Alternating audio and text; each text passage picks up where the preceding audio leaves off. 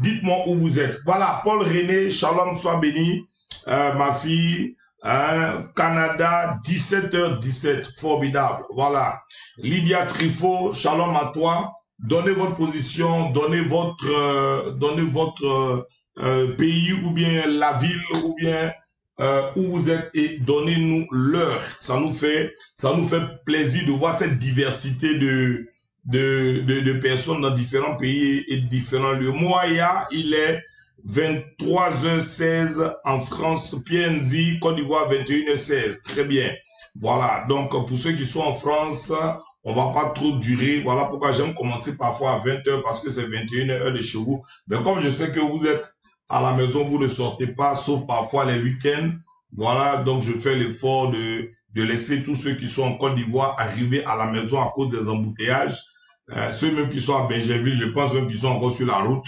Là, il est 21h, là, il est 21h18. Bon, je pense qu'ils sont arrivés à la maison maintenant. Voilà. Donc, Paul René, sois béni. Juste une chose. Shalom, mon fils.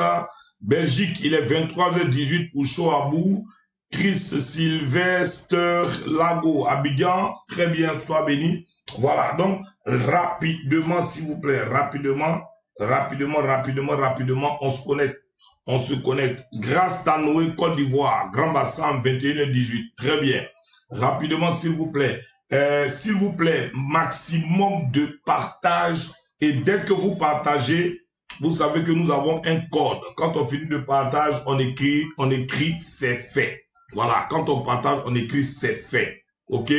Voilà. Donc, écrivez, si vous êtes connecté, écrivez rapidement, c'est fait. Connectez-vous et écrivez, c'est fait. Si vous avez partagé dans un groupe WhatsApp, si vous avez partagé vous avez partagé via un Messenger, ou bien vous avez envoyé ça à une personne, ou 2 ou 10, faites-le. Voilà, n'ayez pas peur, partagez pour que ça fasse du bien à quelqu'un, parce que tout le monde est issu d'une famille. Et ça va nous faire vraiment du bien. Ça va vraiment nous aider. C'est très important. Hein? Faites-le vraiment. C'est très, très, très, très important. Ça va permettre à toute personne connectée de pouvoir être enseignée, de pouvoir recevoir un message bien spécifique. OK? Que Dieu vous bénisse. Que Dieu vous fasse grâce. Voilà. Très bien. Pour tous ceux et toutes celles qui ont mis ces faits, tous ceux et toutes celles qui ont mis ces faits, voilà, c'est très important. Faites-le rapidement, s'il vous plaît.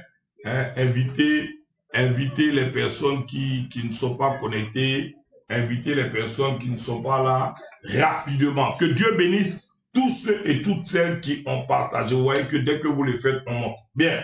Alors, qu'est-ce qu'une malédiction? Hier, on a parlé de ce que c'est qu'une malédiction. Et aujourd'hui encore, on va rentrer dans des détails. Parce que nos familles africaines ont ce véritable problème. Et vous allez voir que Dieu veut restaurer les familles. Et l'œuvre de Christ à la croix, c'est la restauration des familles. Voilà, c'est très important de comprendre ces choses-là. Oh, sois béni, mon fils Chris Samuel Evalex, le gouverneur. Très bien. Hein, on sera à Oumé avec toi le 28. On sera à Oumé avec toi le 28.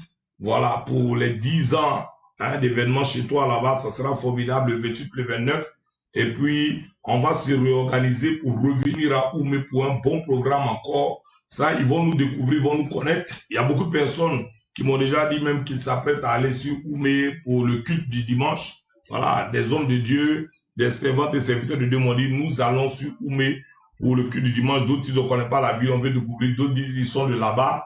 Ils ne savaient pas que je venais là-bas. Donc, comme j'ai repartagé ça sur mon profil, tout le monde débarque là-bas pour participer à ce culte-là de bénédiction. C'est 10 ans de mariage.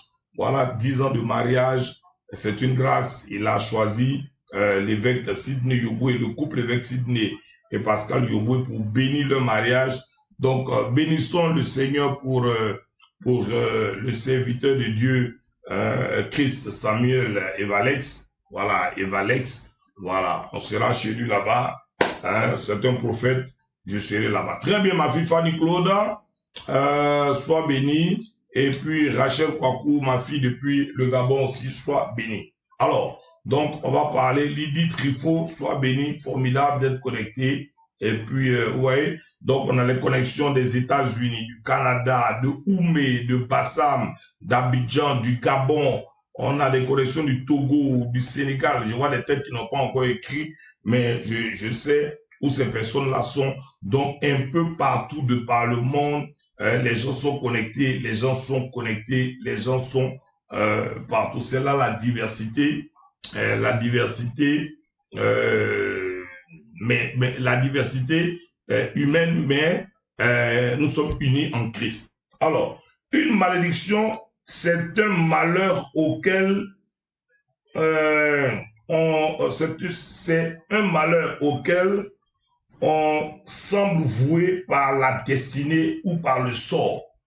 Écoutez très bien.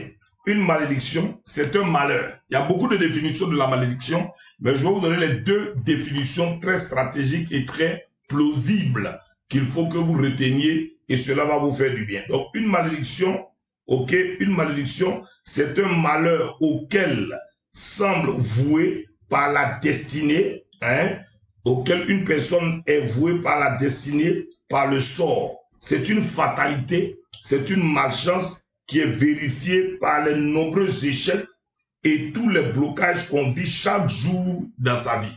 Je vais vous simplifier la chose.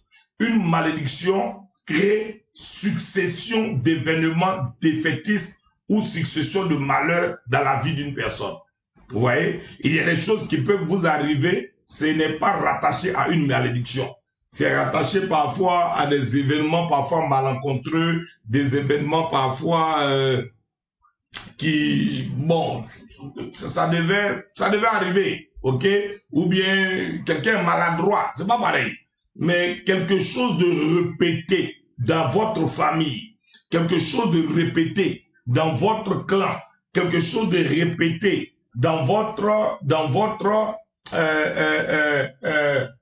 village qui s'attache et ou s'attaque à votre père, à votre grand-père, votre aïeul, ancêtre, père, jusqu'à vous, là vous commencez à vous commencez à savoir que il y a quelque chose qui n'est pas clair. On est en train de partir vers le mouvement de la malédiction. Vous voyez? Donc les choses simples, c'est pas une malédiction, mais des événements répétés, c'est dangereux. Tout à l'heure on va voir, et hier on avait commencé à voir, et aujourd'hui on va voir encore. Ce n'est pas normal. Vous voyez par exemple, votre grand-père a eu une femme et puis pour rien il a pris une deuxième femme. On va dire oh non c'est pas grave, à l'état c'est la polygamie, très bien.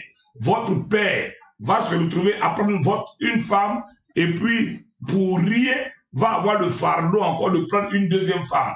On va dire oh bon non ça c'était le vieux aussi, c'est la polygamie. Ça va tomber sur vous qui avez accepté Jésus-Christ comme Seigneur Sauveur personnel, qui est né de nouveau, parlé en langue, baptisé d'eau, rempli du Saint-Esprit, animé de feu de puissance, membre actif dans les prières et les cultes, vous avez envie aussi de prendre une deuxième femme, ça n'a rien à voir avec, ce sont les choses de notre village.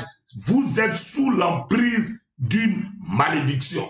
Votre arrière-grand-père fumait, la cigarette l'a tué. Votre grand-père a fumé, la cigarette l'a tué. Votre père a fumé, la cigarette l'a tué. Vous ne savez pas pourquoi vous n'allez pas fumer. Ce n'est plus normal. C'est une malédiction. Donc je reprends. Qu'est-ce que c'est qu'une malédiction? Une malédiction, c'est un malheur auquel on semble être voué. Vous voyez? Vous êtes lié, voué par la destinée, voué par le sort. C'est une fatalité, une malchance qui est vérifiée par les nombreux échecs et tout blocage qu'on vit chaque jour de sa vie.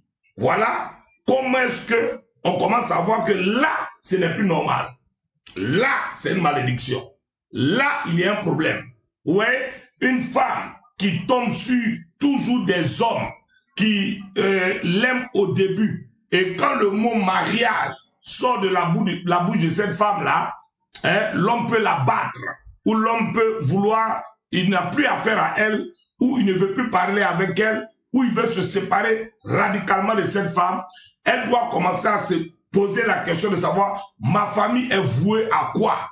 Mon peuple est voué à quoi? Il y a quel problème véritablement dans ma vie? C'est ça le problème de la malédiction. Et je vous ai dit, depuis un moment, quand j'ai fini de prier, le Seigneur m'a dit, parle des malédictions de famille. Enseigne sur la malédiction de la famille. Enseigne sur la malédiction de la famille. Parce que les familles sont sous emprise. Les familles sont sous une malédiction. Et vous allez voir, ce qui a commencé à attaquer tes ancêtres, tes aïeuls, ton grand-père, ton père, va t'attaquer même si tu vas à l'église. Ça va t'attaquer, ça s'appelle la malédiction génétique. On va parler de la malédiction génétique, on va parler de la malédiction ancestrale. Et ce qui est grave, c'est que après toi, ça descendra sur tes enfants. Et après tes enfants, ça descendra sur les enfants de tes enfants. C'est ce qu'il faut comprendre. Et c'est comme ça, il faut connaître le secret pour briser cette malédiction. Oui, Lucie Fosso, c'est de ça que nous parlons. Regardez par exemple, vous avez des hommes intellectuels. Votre mari, un homme qui va être un homme intellectuel, un type sérieux, mais pour rien a envie, par exemple, de se retrouver au village. C'est-à-dire abandonner tout aux États-Unis, ou bien tout au Canada, ou bien tout en France, mais il veut retourner au village pour aller forcément vivre les choses du village. Vous allez lui demander, il va vous dire, retour à mes origines. Il va vous dire, mes origines ont plus de valeur. Il va vous dire, je ne perdrai pas mes origines pour rien au monde. Mais il ne se rend pas compte qu'il est en train d'être appelé. Il est en train d'être attiré. Il est en train d'être connecté dans quelque chose qui va bloquer sa lignée, sa destinée, la lignée de ses enfants et les enfants de ses enfants. Voici comment est-ce que la malédiction se positionne dans la vie de plusieurs personnes. Regardez bien. Alors, donc, nous allons voir l'origine de la malédiction. Écrivez-moi tous l'origine de la malédiction. Écrivez-moi cela, s'il vous plaît. Écrivez-moi cela rapidement, s'il vous plaît. Écrivez-moi cela rapidement, s'il vous plaît. Ok? L'origine de la malédiction. Écrivez-moi cela, s'il vous plaît. Allons-y rapidement. Allons-y rapidement, s'il vous plaît. L'origine de la malédiction. On va voir cela rapidement et ça va aider plusieurs personnes. Ok? Que tout le monde écrive cela. L'origine de la malédiction. Parce qu'on ne peut pas parler de quelque chose qui n'a pas une source. On ne peut pas décortiquer quelque chose qui n'a pas une origine. Ok? C'est très important de comprendre ces choses-là. Voilà. Donc, l'origine de la malédiction. La malédiction, ça vient d'où? En quoi je suis concerné? Quelle est cette histoire? Regardez maintenant ce que la Bible va nous dire. La Bible va nous parler clairement de Romains le chapitre 6, le verset 23. Ouais. Romains chapitre 6, le verset 23. C'est ce qui va nous ouvrir l'esprit et vous allez comprendre quelque chose de très important. Alors, la Bible nous dit ceci. En Romains le chapitre 6, le verset 23. Car le salaire du péché, c'est la mort. Mais le don gratuit, c'est la vie éternelle en Jésus-Christ. Ok? Notre Seigneur. Le salaire du péché, c'est la mort. Donc, la malédiction est arrivée dans la vie de l'homme à partir de quand? La malédiction est arrivée dans la vie de l'homme à partir de l'action d'Adam et Ève, de la désobéissance des lois divines. Ok? Et une malédiction du village, ou une malédiction d'un totem, ou une malédiction d'une tradition, c'est la désobéissance à la divinité en qui on a mis sa foi, ou celle qu'on adore. Les lois et les principes de cette divinité-là, c'est ce qui crée la malédiction. Donc vous devez comprendre que la première chose, le péché est l'une des sources de la malédiction. Donc écrivez cela. Le péché crée la malédiction. Écris ça bien. Faut pas faire comme si tu es surpris. Le péché crée la malédiction. C'est l'une des sources de la malédiction. Ok, c'est très important de comprendre ces choses-là. Une malédiction provient toujours d'une source. Il n'y a aucune malédiction sans cause. C'est pas possible. Une malédiction vient toujours d'une source. Il n'y a aucune malédiction sans cause. La malédiction ne tombera jamais sur vous si elle n'a pas ce sur quoi s'appuyer. La malédiction ne tombera jamais sur vous si elle n'a pas ce sur quoi s'appuyer. C'est pourquoi vous allez voir. Est-ce que vous pouvez me répondre si quelqu'un est connecté là, qui est en même temps l'esprit avec moi? Est-ce que vous avez déjà entendu dire que on ne peut pas te tuer en sorcellerie s'il n'y a pas un membre de ta famille qui pratique la sorcellerie? Qui a déjà entendu ça? Qui a déjà entendu ça? Vous voyez qu'on vous dira toujours qu'on ne peut pas te tuer, on ne peut pas t'avoir en sorcellerie s'il n'y a pas un membre de ta famille, s'il n'y a pas une personne dans ta lignée qui est connectée à la sorcellerie. On te dira qu'on ne peut pas te donner à manger, on ne peut pas te livrer dans l'assiette mystique ou bien te livrer dans l'assiette de la sorcellerie s'il n'y a pas quelqu'un de ta famille, quelqu'un de ton entourage, quelqu'un qui est connecté par une alliance, ouais, comment ça s'appelle aussi, la confrérie, pour pouvoir t'exposer, ou bien exposer tes enfants, ou bien exposer ceux qui sortent de toi. Parce que la Bible nous dit, lorsque nous lisons Proverbe, le chapitre 26, le verset 2, regardez bien, Proverbe, le chapitre 26, le verset 2, va nous parler et nous allons voir quelque chose de très important. Regardez la preuve de ce que je suis en train de dire. La Bible nous dit ceci, lisez très attentivement avec moi. Ouais, il est écrit en Proverbe chapitre 26, le verset 2, comme l'oiseau s'échappe, comme l'hirondelle s'envole, ainsi la malédiction sans cause n'a point d'effet.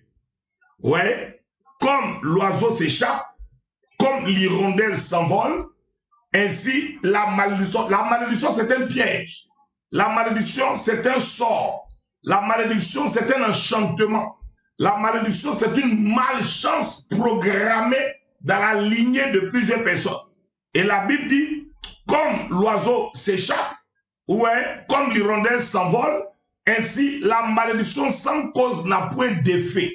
Ce qui veut dire, une malédiction qui a une cause sur laquelle elle peut se positionner.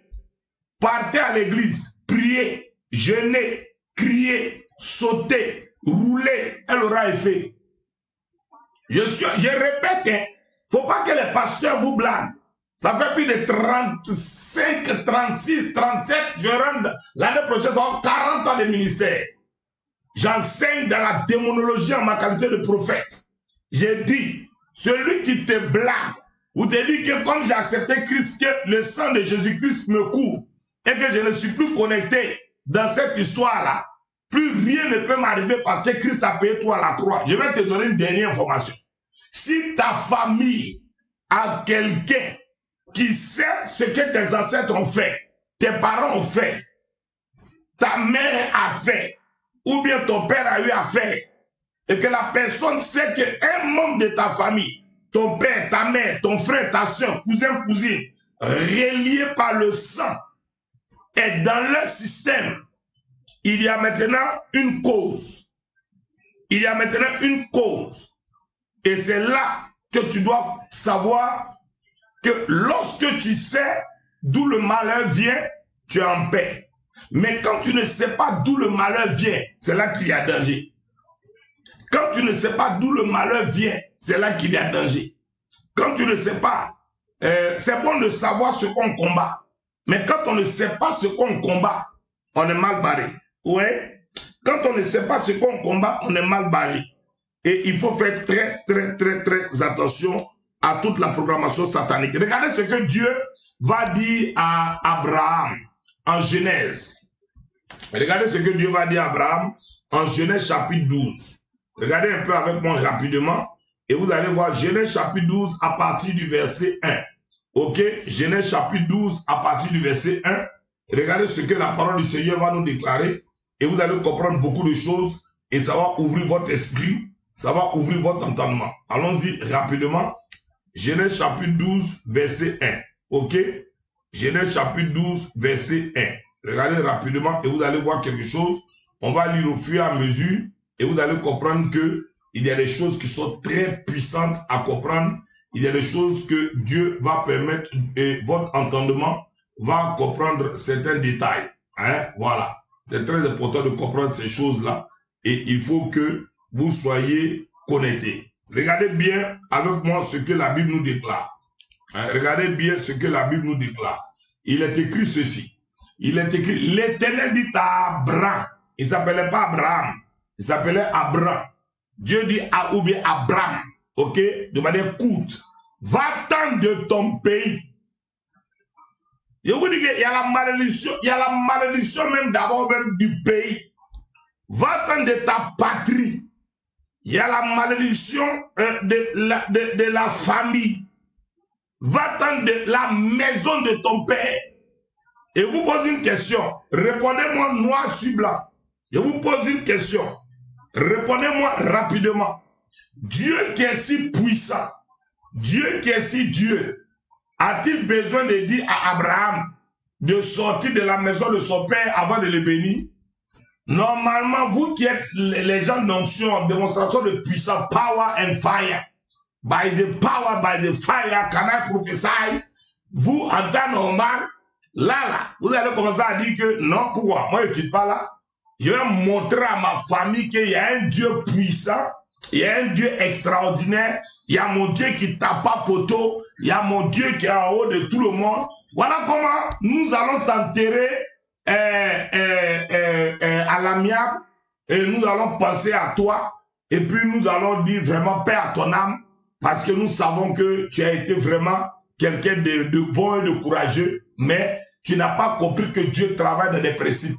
Dieu t'a jamais dit de rentrer dans un temple mystique de francs-maçons, de rosicruciens pour aller les défier avec sa puissance. Non.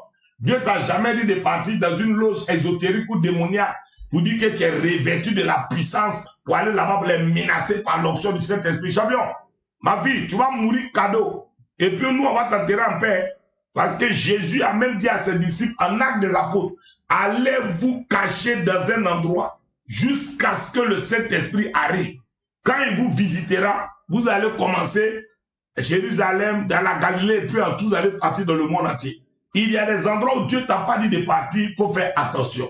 Dieu qui est Dieu va dire à Abraham, l'Éternel dit à Abraham, va-t'en de ton pays, de ta patrie et de la maison de ton père, dans le pays que je te montrerai. On va aller même d'abord en Genèse 11.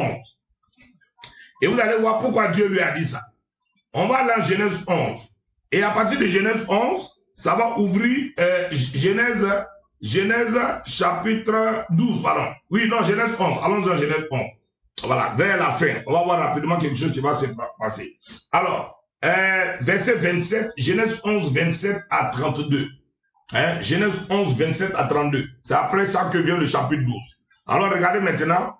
Voici la postérité de Terach. Terach engendra Abraham, Nachor et Haran. Ils étaient trois. Écoutez très bien.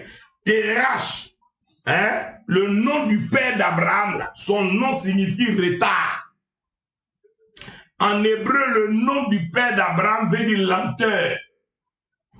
En hébreu, le nom du père d'Abraham veut dire prends son temps. Bon, donc regarde déjà, si Dieu doit te bénir dans la maison de ton papa, dont tu portes le nom là, il y a un problème. Ça veut dire que tout ce que Abraham va recevoir, il va le recevoir à quel moment? Tout ce qu'Abraham va recevoir, il va le recevoir à quel moment? Son mariage sera un, son travail sera un, sa bénédiction va venir un. Lisez et dites-moi clairement, le nom de son père signifie retard. Donc, vous voyez déjà clairement que, et la preuve en est, malgré même que Dieu ait dit à Abraham de quitter là-bas, on a vu tout ce qu'il a reçu, comme il a reçu ça en retard. On a vu comme il a reçu ça en retard. Sois béni ma fille Rachel, c'est très important. C'est ça le véritable problème.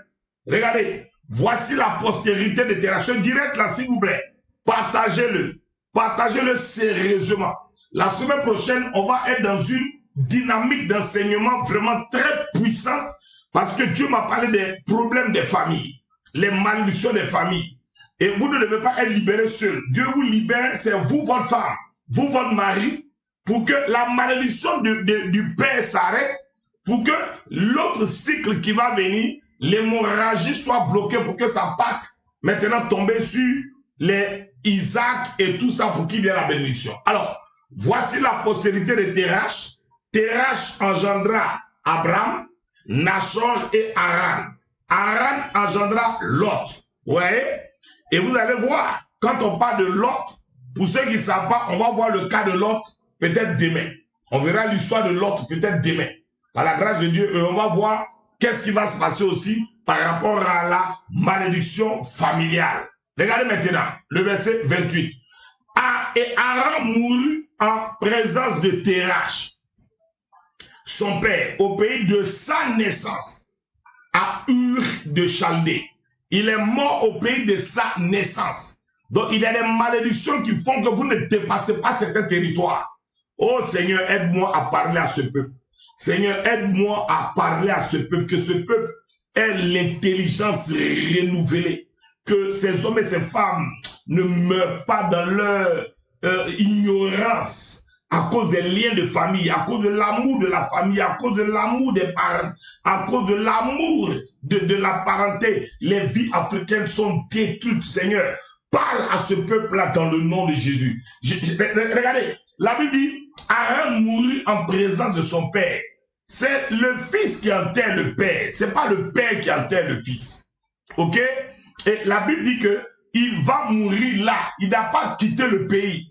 Il n'a pas bougé. Il y a des malédictions qui sont de sorte à ce que vous ne quittez pas. Moi, je connais, regardez, je connais des personnes dans ma famille, il n'est pas dans la famille, dans ma parenté, je préfère, parce que ma famille, c'est ma femme et mes 3 enfants. Mais dans ma parenté, je connais des personnes qui n'ont jamais pris l'avion. Je connais des personnes qui n'ont jamais eu le permis de conduire ou conduire un véhicule. Je connais des personnes qui n'ont jamais pris l'avion. Je n'ai même pas dit, dimanche quand je prêchais ici à l'église, dimanche passé, j'ai dit aux gens, mais même si vos parents n'ont pas pris l'avion, avec votre carte d'identité, vous pouvez aller à Air Côte d'Ivoire, prendre l'avion pour aller à San Pedro, ou bien aller à Boaké, le week-end, vendredi, samedi, dimanche, revenir. Ça rentre dans une atmosphère prophétique qui brise les malédictions de vos familles. Toi, au moins, tu auras pris l'avion. Si tu ne peux pas être une étoile dans ta destinée, sois au moins une bougie dans ta maison, une ampoule pour ta famille. Il y a des choses, vous n'avez pas besoin de réaliser des exploits extraordinaires pour aller aux États-Unis, au Canada, à Londres, en Suisse, en Chine, en France. Mais vous pouvez déjà commencer à vaincre le monde des ténèbres par des choses simples qui démontrent que vous êtes un visionnaire. Ouais, des gens qui vont jamais conduire, des gens qui vont être des éternels assistés. Vous avez des personnes qui seront jamais propriétaires de maison. Je brise cette malédiction-là de ta vie au nom de Jésus. Que les 10 premières personnes qui écrivent, je possède cette parole, oh, reçois cela. Je dis, je brise cette malédiction qui t'empêche de construire au nom de Jésus. Je brise cette malédiction qui empêchera tes enfants de construire au nom de Jésus.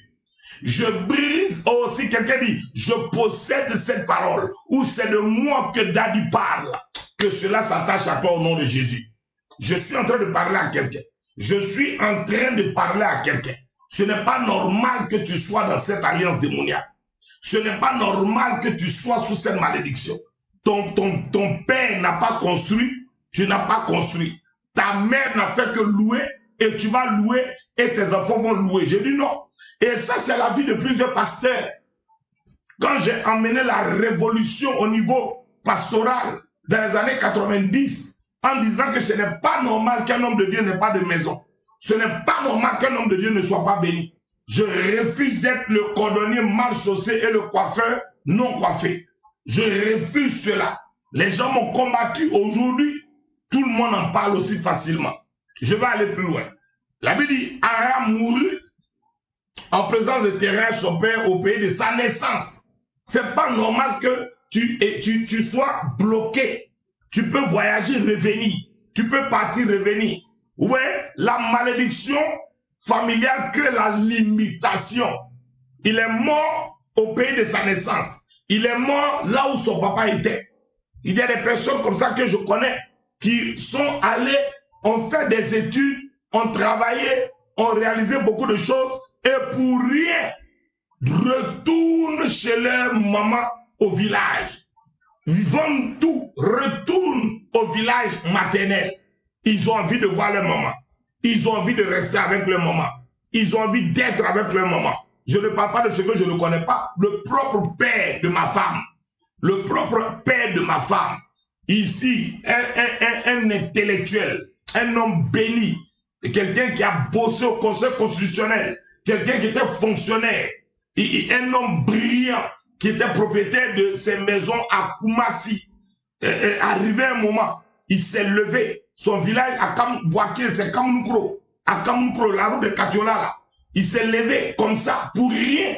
Si vous lui demandez, il ne sait pas pourquoi. Il dit à la mère de ma femme, il ne veut plus être avec elle. Il veut retourner à Boaké parce que sa maman a vieilli. Il veut rester à côté de sa mère. Il veut voir sa mère mourir. Il veut surveiller sa mère. Il veut éviter qu'elle meure. Ou si elle meurt, elle doit mourir dans sa mère. Je ne vous parle pas de quelque chose qui est au ciel. Je vous parle de ce qui est ici. Quand vous me voyez avec ma femme dans les photos, quand vous me voyez avec ma famille dans les photos, nous connaissons ce que nous combattons et ce que nous avons vécu. Bien aimé, il va se lever, il va vendre les maisons, acheter à combien de millions ici, il va les brader. Il va les brader. Vendre même une des maisons, même à un de ses vigiles, un gardien. Un gardien, il dit, bon, moi, je m'en vais, je ne sais pas, vendre les maisons là, si on ne va pas, si ça ne marche pas, il faut déposer ce que tu veux. 4 millions. Il a donné 2 ou 3 millions, il a donné 2 ou 3 millions, il a donné 1 million d'abord, après 1 million, ça faisait 2, 3, et une autre maison à 2 millions.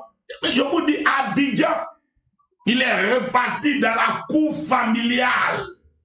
Dans la cour familiale, resté auprès de sa maman, jusqu'à ce que sa mère meure, et jusqu'à ce que lui-même, il soit avec maintenant les gens du village. Les gens qui ne servent à rien, qui sont contents de l'avoir eu, parce qu'ils l'ont ramené au village. Oui, Larry et Lee, les liens de famille, ils l'ont ramené au village. Maintenant, il va causer avec eux, il va boire Valpierre, il va s'asseoir avec eux, manger les gnagnas, les foutous, mais c'est au village, jusqu'à ce que ce monsieur va décéder. Vous comprenez? Nous parlons des liens de famille, des limitations. Des limitations. Les terrains même qu'il a à Boaké, il a bradé. Ça dit que les malédictions des familles peuvent vous voler tout à la fin. C'est pourquoi la Bible dit, dans le livre de Zacharie, ce n'est pas le début d'une œuvre qui importe, c'est la fin. Ce n'est pas le commencement qui importe, c'est la fin. Ouais, la Bible dit, Aaron mourut en présence de Terach. D'abord, le nom de Terach signifie lenteur, retard. Mais Aaron va mourir là quand même. La Bible dit que, au pays de sa naissance, à Ur, en Chaldée, verset 29. Abraham, vous ne pas dire Abraham, et Nachor, prit des femmes. Le nom de la femme d'Abraham était Sarai, et le nom de la femme de Nachor était Milka, fille d'Aran, père de Milka et père de Jiska. Allons-y encore. Regardez maintenant. Sarai était stérile. Elle n'avait point d'enfant. Mais la terre où elle est là, elle ne peut pas avoir d'enfant. C'est une terre de limitation. Il y a des sols sur lesquels vous êtes. Vous ne pouvez pas avoir d'enfant. Il y a des maris que vous mariez. Vous ne pouvez pas avoir d'enfant. Je n'ai pas dit on dit ou on m'a dit. Je suis serviteur de Dieu. Je connais les délivrances que j'ai eu à faire. Je connais les proclamations que j'ai eu à faire. Je connais les prières que j'ai eu à faire. Et même des quartiers qui ont été consacrés dans le monde spirituel où on ne peut pas faire d'enfants. Il y a des femmes qui ont eu des enfants avant de rentrer dans un foyer. Elles rentrent dans le foyer, elles ne peuvent plus faire d'enfants. Parce que l'homme que tu as marié là, il y a des autels de sa famille qui combattent l'enfantement. Il y a des hommes qui ont des enfants. Quand tu rentres dans des foyers, les autels de la femme combattent l'enfantement. Encore, il y a des couples qui se mettent ensemble. Les deux n'ont aucun problème. Mais les parents derrière combattent pour que l'enfantement n'ait pas lieu. C'est pourquoi je vous ai dit, réunissez les éléments, nous allons bâtir les hôtels de famille. Je vous ai dit, réunissez les éléments avec une sémence prophétique. Nous allons bâtir les hôtels de famille. On va rentrer dans le mystère des taureaux. On va rentrer dans le mystère des bœufs de Salomon. On va rentrer dans le mystère de l'eau, du sel, de l'huile. On va renverser le monde mystique. On va déboucher les trompes, les utérus. On va rentrer là où il n'y a pas de travail. Là. Tu dois travailler là-bas. Là où ton enfant ne peut pas arriver, tu vas arriver là-bas. Là où tu n'es pas arrivé, ton enfant va arriver, il va dépasser. Sarah était stérile. Elle n'avait point d'enfant. Mais normal, elle est sur le territoire de Our. Dans une famille où le nom du mari signifie retard. Vous voulez qu'elle ait enfant comment? Son mari va venir en retard. L'enfant va venir en retard. Les bénédictions vont arriver en retard. Les choses vont être claires en retard. Oui, prophète David. Allons-y encore. Regardez la suite. La Bible dit quoi? Terach prit Abraham son fils. Regardez. Et Lot, fils d'Aaron, fils de son fils, et Sarai, sa belle femme. Sa belle fille, pardon. Femme d'Abraham, son fils. Ils sortaient ensemble d'Ur. Là, il y a un mystère que beaucoup n'ont pas percuté. Terach, c'est lui qui ne doit pas sortir. Mais regardez bien, c'est lui qui va les prendre et c'est lui qui va vouloir sortir avec eux. À la base, Terach ne doit pas partir avec eux. Parce que c'est vers là qu'on va se retrouver au chapitre 12 pour que Dieu dise à Abraham, fuis là-bas. Mais regardez, le monde des hôtels anticipe. Ouais, le monde des hôtels anticipe. Oui, Pierre dit, c'est très important. Ouais, regardez, l'anticipation du monde des hôtels. La personne dans votre famille qui est contrôlée par les hôtels, c'est lui qui va vous donner les idées. Il va dire, ah bon, écoutez, il faut qu'on quitte ici. Mais non, Dieu veut bénir Abraham. Et là où Dieu veut bénir Abraham, là, il ne veut pas que Terach soit là-bas. Parce que si Terach va là-bas, l'esprit de retard, de ralentissement total va s'élever. Maintenant, comme le monde des ténèbres, c'est ça. Aussi le monde des ténèbres par anticipation va commencer à dire à Terach, on sent qu'Abraham veut quitter ici. Donc, va avec lui. Lisez. Terach prit Abraham, son fils et l'autre fils d'Aaron, fils de son fils, et Sarai, sa belle-fille, femme d'Abraham, son fils. Ils sortirent ensemble. Tu vas où? Toi là, au chapitre 12, Dieu savait que si Abraham quitte pas dans la famille là, il ne peut pas avoir d'enfant. Oui, un prophète c'est parfait. C'est important de comprendre ces choses-là. Ouais, le monde des hôtels anticipe. Le monde des hôtels anticipe. Quand on parle d'hôtel, qu'est-ce que c'est qu'un hôtel? Un hôtel, A-U-T-E-L, c'est une plateforme physico-spirituelle où il y a la rencontre entre divinité et humain. Cela se consolide par un sacrifice qui fait qu'on peut demander quelque chose à la divinité et cela crée un lien entre l'homme et l'esprit. Ouais, donc il y a aussi les divinités humaines. Donc, quand les esprits de votre famille sentent que il y a un Dieu qui va visiter Abraham au chapitre 12 là-bas, au chapitre 11 ici, ils sont en train de tout faire pour que, comment ça s'appelle, Terach parte aussi vers Canaan là-bas. Or, c'est pas sur le programme de Dieu.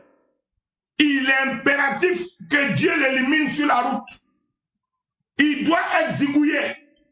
Je décrète et je déclare maintenant, en ma qualité de père et patriarche, en tant qu'évêque, Sidney Yobo le véritable, j'annonce que tout Terach qui est dans ta vie, qui voit ton bonheur venir, qui veut aller avec toi là-bas, que soit stoppé maintenant en 2023. Ah, je pensais que je parlais à quelqu'un. Je pensais que les gens spirituels étaient en train de m'écouter. Je suis en train de dire à quelqu'un, j'arrête maintenant tout Terach qui veut aller avec toi au chapitre 12. Je le ralentis au chapitre 11 maintenant. Que tout Terach de ta vie ne dépasse pas le chapitre 11. Écoutez-moi bien. Le monde des esprits est très stratégique. La Bible dit que Terach dit, sortons ensemble d'Our à Chaldée pour aller au pays de Canaan. Toi, tu vas où? Qui t'appelle au pays de Canaan? Le pays de Canaan, c'est réservé à Abraham seul. Parce que Dieu veut faire une nouvelle alliance avec Abraham. N'oubliez pas que quand vous lisez le chapitre 11, là, c'est au chapitre 11 que la véritable histoire de la tour de Babel a commencé. Au chapitre 11, là, c'est là que le monde entier s'est uni. Ils adoraient une divinité et ils ont dit ils vont défier Dieu jusqu'à faire une tour pour aller le rencontrer en haut là-bas. C'est là que Dieu a confondu toutes les langues. Et c'est à la fin de ce chapitre-là, comme les langues se sont mélangées, et que Abraham, son papa, ses deux frères, parlaient même ethnie, Dieu va vouloir le visiter au chapitre 12. Voilà que le vieux, par anticipation, va dire, allons ensemble. Il y a des choses que vous pensez que c'est un hasard. Mais là, les liens de vos familles, écoutez, vous n'êtes pas plus vieux que les démons qui ont combattu votre père. Vous n'êtes pas plus vieux que les démons qui ont combattu votre mère. C'est qui a fait que ton grand-père était polygame. C'est qui a fait que ta grand-mère était polygame. C'est qui a fait que ton grand-père était polygame, il a pris ta grand-mère. C'est qui a fait que ton père a adoré les eaux, les arbres.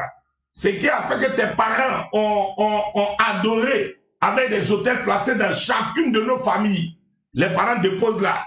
Vous avez des petites assiettes, on vient déposer, on met un peu d'igname, on met un peu de riz, on met un verre d'eau, et puis on dit que c'est pour nos ancêtres. En fait, c'est la table des démons.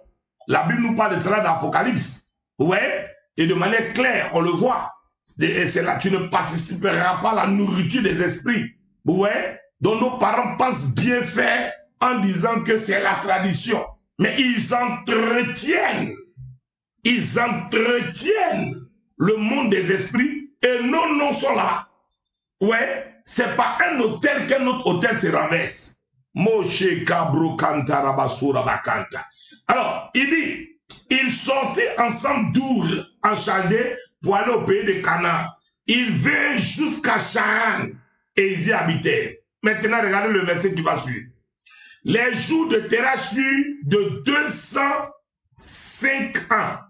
De 205 ans. Et Terach mourut à Charan. Si Dieu n'éliminait pas Terach à Charan, il rentrait avec Abraham à Canaan. Et aujourd'hui, Israël s'était perturbé. Toi et moi, on n'était plus sauvés. Christ ne venait plus sur terre. Le sein d'Abraham n'arrivait pas. Donc voilà un monsieur, tellement tout vient en retard chez lui, même sa mort même vient en retard. Un individu qui meurt à 205 ans. Il n'y a pas la promesse en lui. Mais il doit surveiller, il doit voir, il doit comprendre. Dieu veut qu'Abraham aille à Canaan, mais il est allé avec lui. Il a accompagné, soit béni ma fille Rachel, qui dit, waouh, quelle révélation. Il l'accompagne. Il est là. Vous avez des personnes comme ça dans vos familles, des vieux, ils ne meurent pas. Le vieux n'a plus de dents. Un individu qui doit avoir des molaires pour marcher, lui, il a des incisives. On ne comprend pas à quoi ces incisives lui servent. Ou bien il a 2 canines placées là, auto tiré, aucune dent devant. Les mollets disparus. Mais il est là. On ne connaît plus son âge. On dit non, il doit avoir 100 ans. Ce n'est pas 120. Souvent même d'autres même extrapolent. On dit plus il doit peut-être arriver dans 130. Pourtant Dieu m'a dit l'homme va mourir à 120 ans. On ne sait plus, mais il ne meurt pas. Il est là. Il est là. Il veut voir qui va à Canaan, qui rentre où, qui fait quoi, qui est dans quoi. Parfois même, il est couché, mais il ne meurt pas. Ouais, les jours de Terach furent de 205 ans et Terach mourut à Canaan. Ensuite, regardez maintenant, la Bible dit ceci. L'Éternel dit à Abraham, ouais, quand il est mort net, Dieu va changer de chapitre. Celui qui est avec moi écrit maintenant, Seigneur, change mon chapitre. Oh, je pensais que quelqu'un allait écrire ça.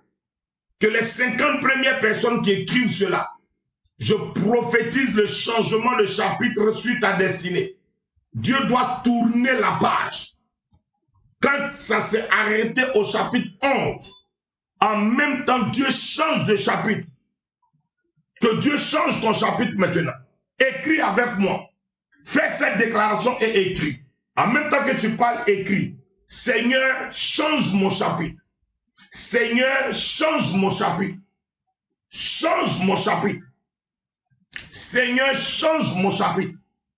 Que Dieu change ton chapitre maintenant. Ouais. Dieu va changer le chapitre d'Abraham. Ouais. Et ça ne va pas s'arrêter là. Il va changer son chapitre. Ouais. Regardez avec moi. Il change son chapitre. Qu'est-ce qui va se passer? Il change son chapitre. Il va maintenant rapidement aller au chapitre 12. Il ne veut même pas que l'histoire, il ne veut pas que l'histoire de TH entache la destinée d'Abraham. My goodness. Moshe Kabro Kinta Rabasorobo Kinta. Il ne veut pas que l'histoire de TH entache l'histoire d'Abraham. Écoute maintenant, faites cette déclaration avec moi. Opération nouveau départ. Écoute maintenant, faites cette déclaration avec moi. Opération nouveau départ. Écoute maintenant, faites cette déclaration avec moi. Opération nouveau départ. Keremose Kabro Kantaraba. Je dis que nous sommes dans le... on doit briser les malédictions de la famille. Une famille heureuse, une famille victorieuse, des enfants qui craignent Dieu, éloignés de l'homosexualité, éloignés du lesbianisme, éloignés tu dois avoir des enfants qui craignent ton Dieu, des enfants qui croient en ton Dieu. Alors, comme Abraham ne pouvait pas croire au Dieu de son père, Dieu va créer un nouveau chapitre pour que Abraham croie en lui Dieu et que les descendants d'Abraham croient au Dieu de leur père Abraham. Oh, quelle belle histoire. Oh, quelle belle histoire. L'Éternel dit à Abraham, va-t'en de ton pays. Où est? À la frontière, là. Quitte là-bas. Sors de ta patrie. Quitte la maison de Terach. Voilà la vérité. Où est? Sors. Quitte. Va dans le pays que je te montrerai. Verset 2. L'Éternel lui parle, il dit, je ferai de toi une grande nation. Mais tu peux faire de moi une grande nation là? Pourquoi tu veux que je quitte là? Pourquoi tu veux que je parte de là? Mais il y a les liens de ta famille. Il y a les liens de ta parenté. Il y a les liens qui te combattent. Il y a les liens qui s'élèvent contre toi. Dieu ne peut pas aider une personne à tuer les maniants qui montent sur son corps s'il est arrêté dans les maniants. Je ferai de toi une grande nation et je te bénirai, je rendrai ton nom grand. Afin de ton Terach là, je ne veux plus parler de lui. Je veux parler de toi, ton nom. Parce que le nom de ton père est un problème. Le nom de ton père est problématique. Je veux faire de ton nom un nom grand. Tu seras une source de bénédiction. Écoutez ça en français. Ça, c'est un mystère. Tu seras une source de bénédiction. Il n'a pas dit tu seras la source. Donc, autant Abraham est une source, autant l'évêque Sidney Yobo est une autre source. Je suis une source de bénédiction. Écoutez maintenant, que celui qui m'entend écrive, je suis une source de bénédiction. Oh, il faut que Dieu ouvre votre esprit, fasse tomber les écailles des yeux pour que vous compreniez qui vous êtes et quel potentiel Dieu a investi en vous. Je suis une source de bénédiction. Oui, je suis une source. Abraham est une source pour Isaac, pour Jacob, pour Joseph, pour David, pour Jésus et pour moi. Et moi, je suis une source pour mon fils Christ Shalom, pour ma fille Christ Brunel, pour ma fille Christ Messi. Hein? Je suis une source de bénédiction pour ma femme. Ma femme est une source de bénédiction pour ses enfants. De ses entrailles sortent maintenant ce qui ne sortait pas des entrailles de sa mère. Alléluia. Je ferai de toi une grande nation et je te bénirai. Je rendrai ton nom grand et tu seras une source de bénédiction. Il dit encore, je bénirai ceux qui te béniront et je maudirai ceux qui te maudiront. Et toutes les familles de la terre seront bénies en toi. Ouais. Ceux qui rentreront par la foi dans la généalogie christique d'Abraham seront bénis. Ok? Donc vous devez être des sources de bénédiction des familles. Mais comment vous pouvez l'être? Comment vous pouvez devenir une source de bénédiction? Ok? Il reste soit béni. Ok? Comment vous pouvez devenir une source de bénédiction? C'est en brisant les alliances de malédiction de vos familles. Voilà le véritable problème. Regardez le verset 4 encore. Il dit ceci. Très attentivement, regardez. Abraham partit comme les... Le problème, ce n'est pas de dire Amen. Je reçois. Amen. Je reçois. Je possède. C'est ma saison. Oui, c'est vrai. Prêche, papa. Amen. Oui, oui. Je crois. Non, il est parti. Comme l'Éternel lui avait dit. L'autre parti avec lui. Lui, on ne l'a pas envoyé, on va voir son cas après. Mais il a suivi quand même. Abraham était âgé de 75 ans. C'est pas normal.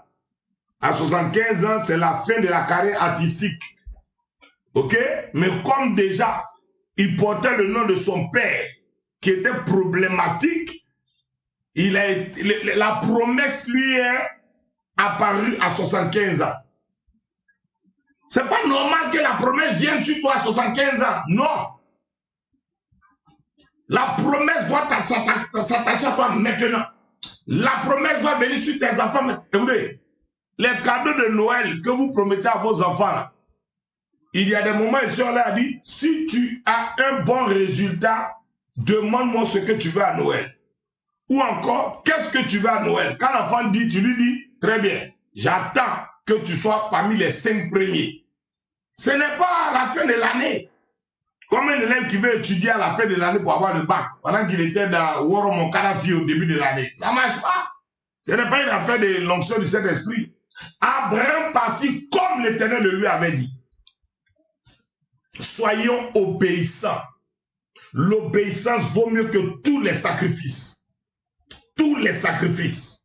Ouais. Alors que la promesse s'attache à toi maintenant. À ta vieillesse, quelle promesse? Le goût d'une promesse à ta vieillesse, c'est quoi? Le goût d'une promesse à ta vieillesse, c'est quoi? Non. La promesse doit s'attacher à toi maintenant. La promesse doit s'attacher à tes enfants maintenant. La promesse de la sécurité. La promesse de la protection. La promesse du refus de maladie. La promesse de la faveur. La promesse des voyages. La promesse de la guérison, la promesse du salut, la promesse de la protection. Maintenant. Mais Abraham, regardez, c'est à 75 ans. 75 ans lorsqu'il sortit de Charan. Et encore.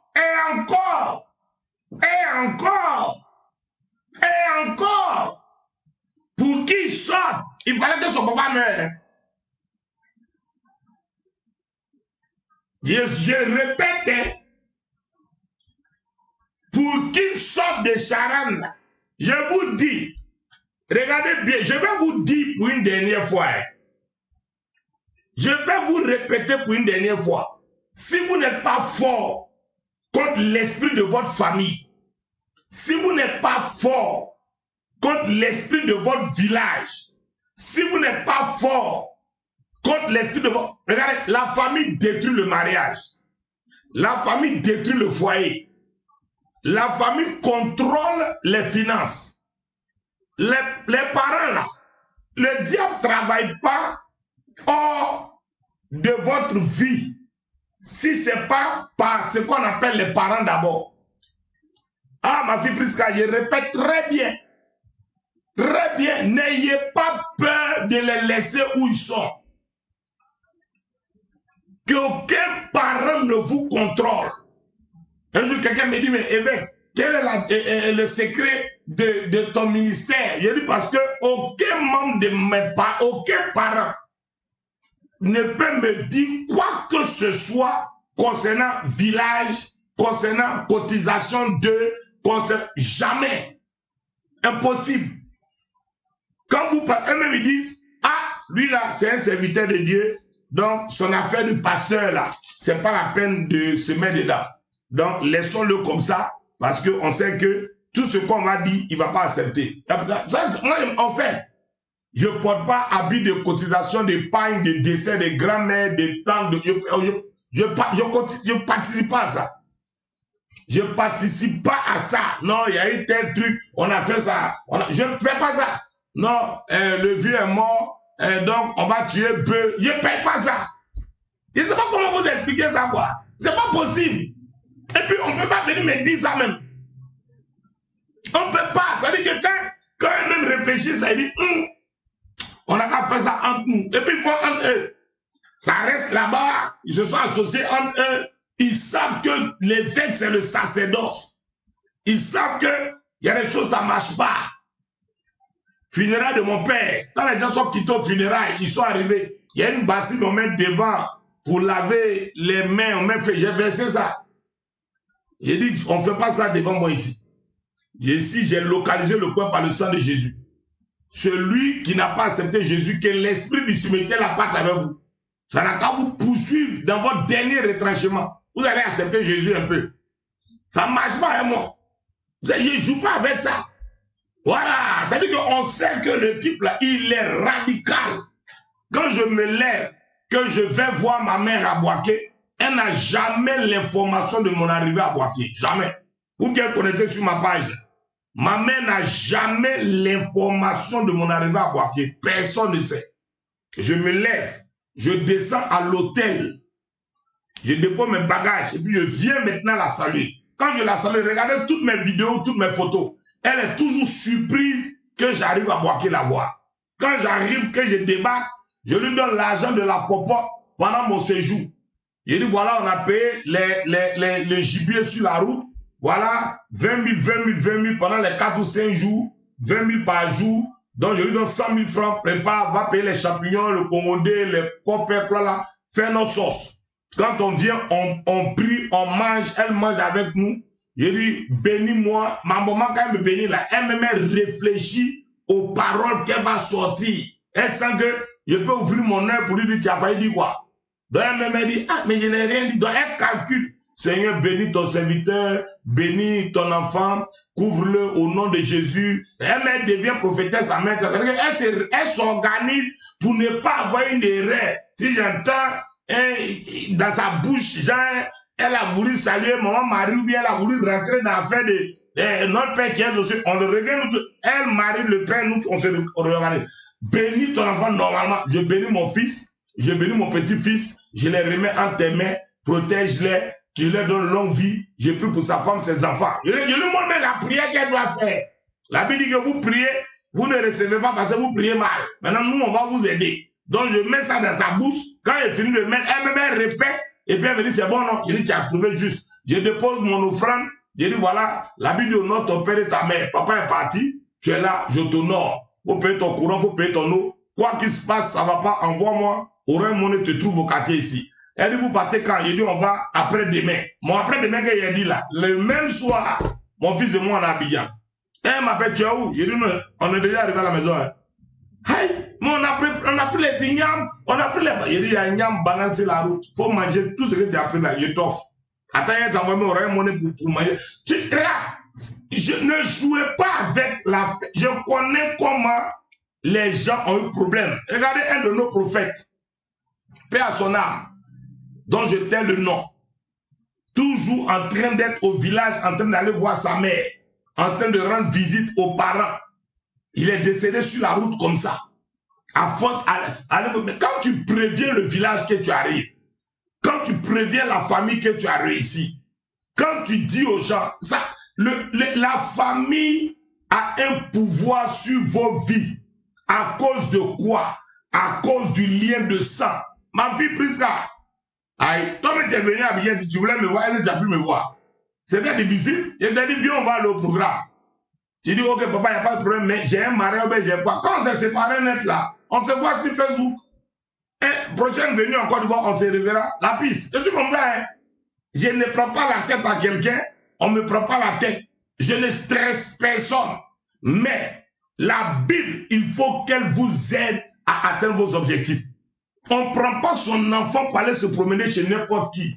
Non. Quand je suis allé à Boaké, ma mère a vu mon fils sauter sur lui. Elle avait tellement envie de le voir parce que plus de 10 ans, 15 ans, elle l'avait plus vu. Mais quand elle l'a revu, elle me dit, donc il fait quoi? Il dort, puisque ta chambre est là, j'ai aménagé la chambre, j'ai dit toi aussi. Ah! Abraham même pour qu'il aille prendre femme pour Isaac, son fils là. Il a appelé son serviteur Eliezer de Damas. Il dit, va chercher une femme pour mon fils. Mais mon fils ne va pas là-bas. Hein. Mets ta main sous ma cuisse. Jure-moi que tu n'envoies pas mon fils là-bas, que toi-même tu vas envoyer femme. Il dit, c'est moi, mon enfant va dormir dans où j'ai dormi. Et puis Jésus m'a enlevé là. Et je vais revenir sacrifier l'enfant là-dedans. Elle dit, mais il y a quoi ici? Il n'y a rien. C'est ta maison, c'est ici que tu as grandi. J'ai dit, oui. C'est de là que je suis sorti et je suis allé à Canaan. Vous, les gens de Charan, vous ne pouvez pas reprendre mon enfant là-bas pour le charaniser. Ça ne marche pas. Chacun a sa famille. Hein. Vous êtes libre d'aller vous suicider. C'est votre business. Mon fils, j'ai dit, il est sorti ingénieur en génie civil. C'est un grand monsieur. Il mange avec moi, on discute ensemble. Il va dormir dans sa chambre d'hôtel. Il n'y a plus sa chambre d'hôtel qui jouxte ma chambre. On est collés là, nous deux. La nuit, on rit, on cause. Il rentre dans sa chambre, il rentre dans ma chambre. Je prends, c'est lui qui prend les photos. Terminé. Matin, on vient ensemble, on mange. Le soir, on rentre ensemble. Je le suivais. Je veux voir qui est possédé, qui va essayer. Dis, mon fils va aller seul, il ne va pas vous voir seul ici. Jamais de la vie. Et ça, je ne joue pas avec. Parce que j'ai compris ce mystère. Abraham partit comme l'Éternel le lui avait dit, et l'autre partit avec lui.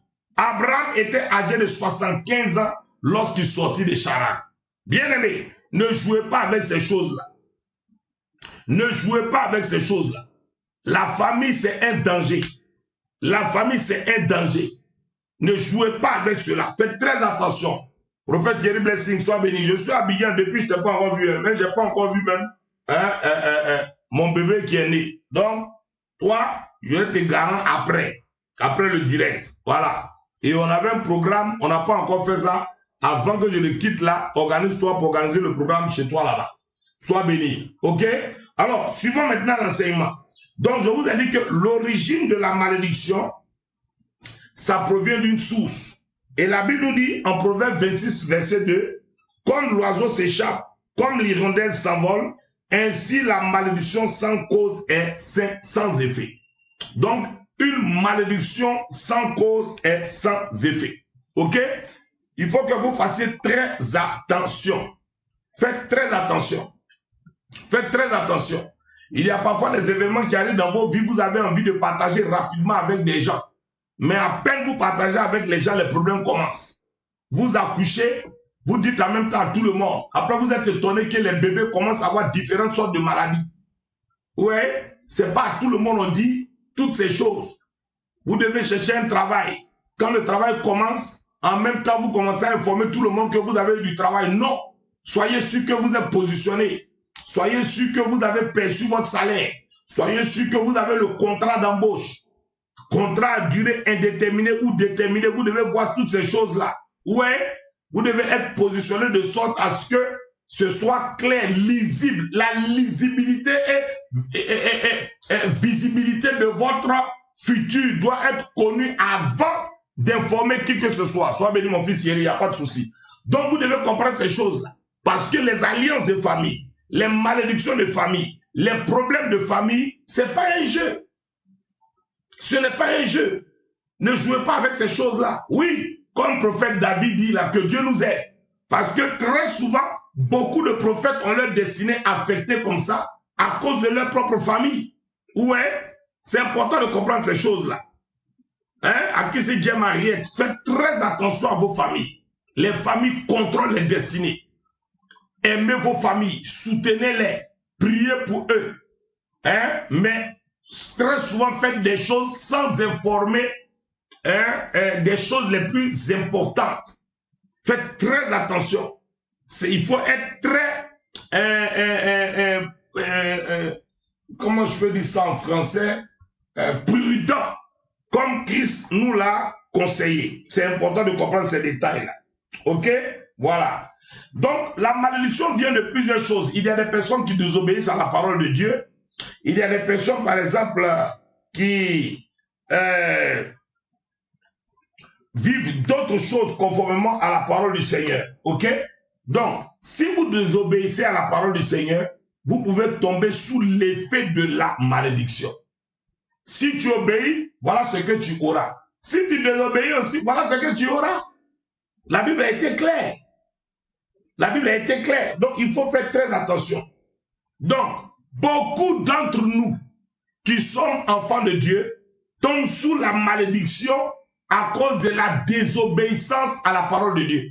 Les gens disent, je ne comprends pas ce qui m'arrive, mais il y a des principes bibliques. Il y a des principes bibliques. Et si vous sortez des principes bibliques, vous vous mettez sous la malédiction. Et la malédiction, là, quand elle vient faire mal, hein, ouais, elle fait très mal. Elle fait très mal. Ce n'est pas ce que vos petits péchés vous faites là. Non, non, non, non, non. La malédiction fait très mal. Elle multiplie les péchés là par 1000. Regardez un peu Deutéronome chapitre 28. À partir du verset 15. C'est très long. Jusqu'au verset 44. Tu vas voir ce que la Bible dit. Deutéronome 28, à partir du verset 15. Vous avez l'habitude de lire ce qui est bon là. Mais on va lire ce qui est dangereux.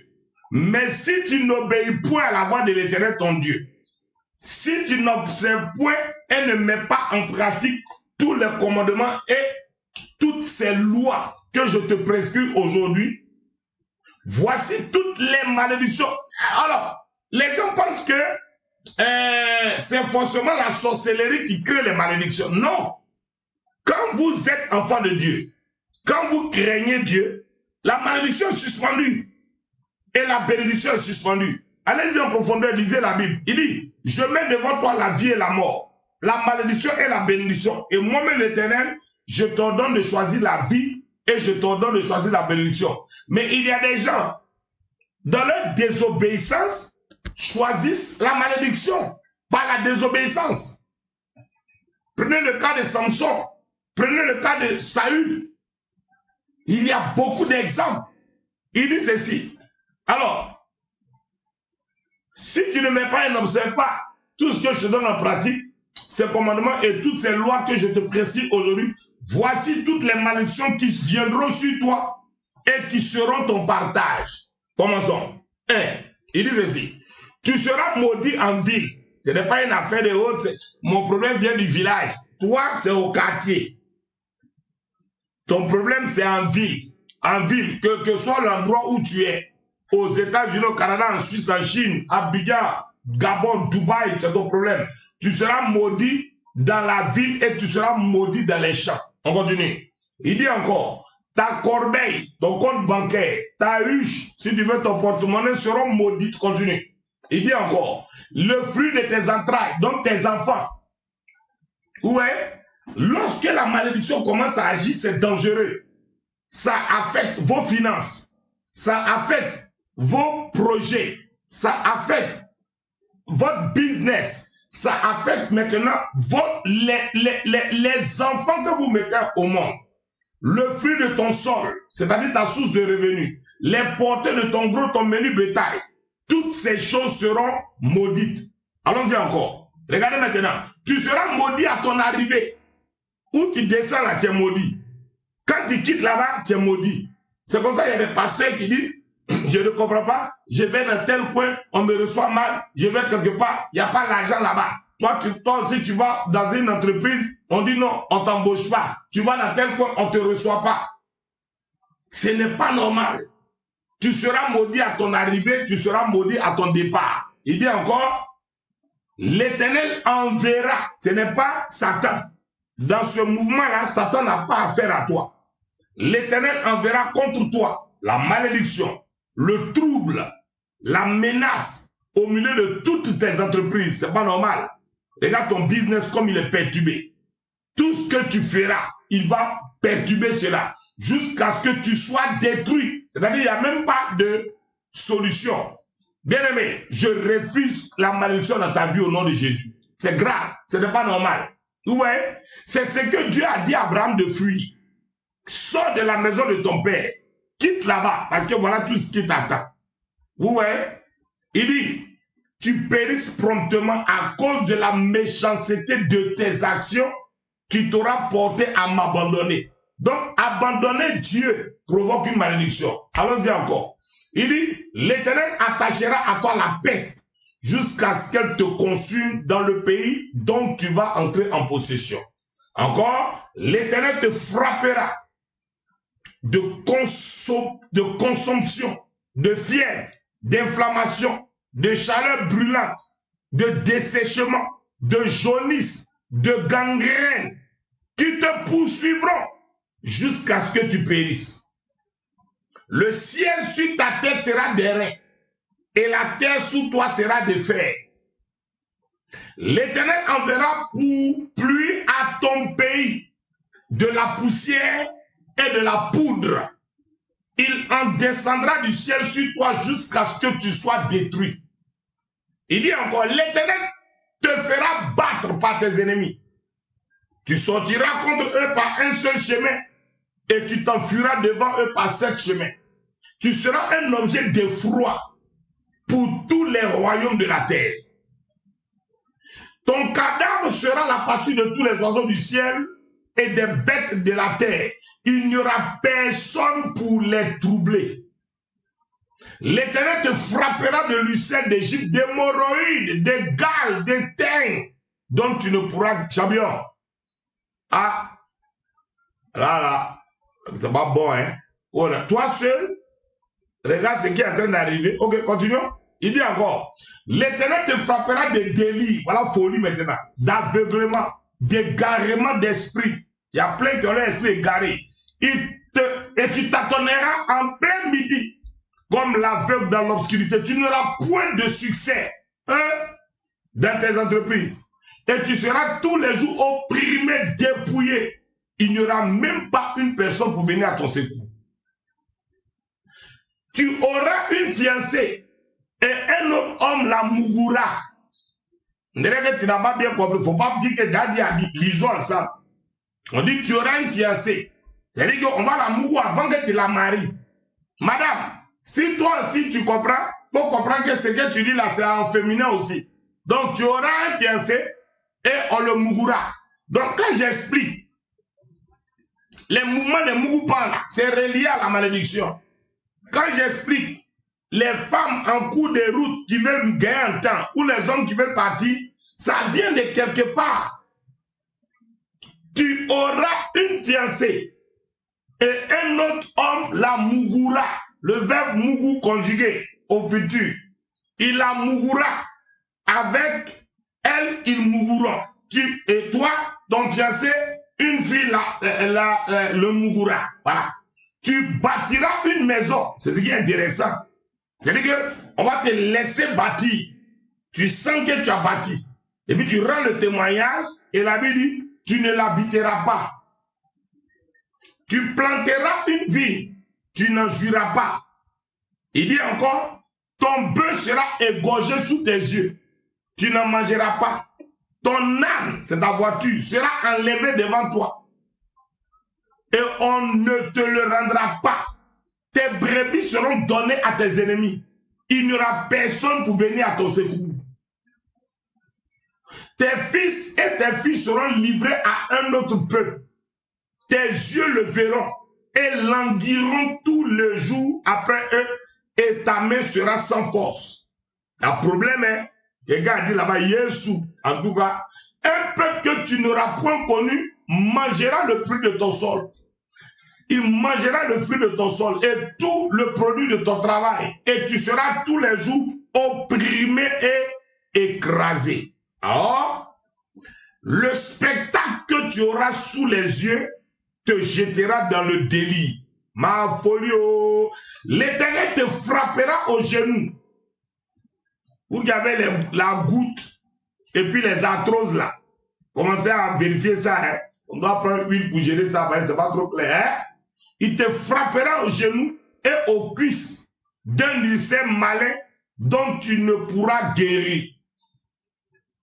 Il te frappera depuis la plante du pied jusqu'au sommet de la tête. Là, c'est fini, hein? C'est fini. Voilà. L'Éternel te fera marcher, toi et ton roi, que tu aurais établi sur toi. Écoutez maintenant, ce qu'on appelle le roi que vous avez établi sur vous, là. Il y a beaucoup de personnes, par exemple, lorsqu'ils font l'œuvre du...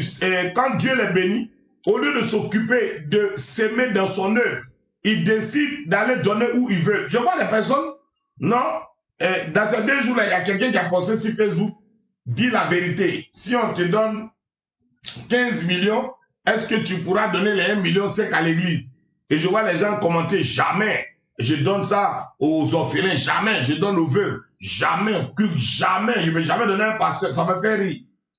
Ça me fait rire parce que vous rentrez dans ça là. Les rois que vous vous êtes établis, la Bible dit tu apporteras à la maison du trésor tes 10 000 tes offrandes. Ce sont les gens qui sont dedans qui donnent à qui ils veulent. Ce n'est pas à toi de décider où tu vas déposer. Ça ne se fait pas. Voilà. Aujourd'hui, les chantres de Côte d'Ivoire, tous sont devenus pasteurs. Et je vais faire une vidéo sur eux un matin. Ça a une route.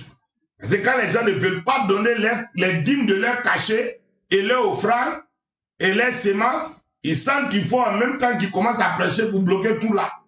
En oubliant que nous connaissons leur début, leur histoire, leur parcours, et nous connaissons même leur fin déjà. Mais on va en revenir. Ça, c'est pas un problème. Si je commence à les attacher, on va dire, vieux l'attache trop. L'Éternel te fera marcher, toi et ton roi que tu auras établi sur toi. Je ne sais pas qui tu as établi sur toi. Tu as un roi que tu as établi sur toi. Il faut faire très attention. Il faut faire très attention. Le seul roi qui doit être établi sur toi, c'est le Seigneur ton Dieu. C'est lui qui doit être ta priorité et ta préoccupation. Allons-y encore. Il dit ceci. Tu n'auras vers une nation, il dit, tu aurais établi vers une nation que tu n'auras point connue. Ok?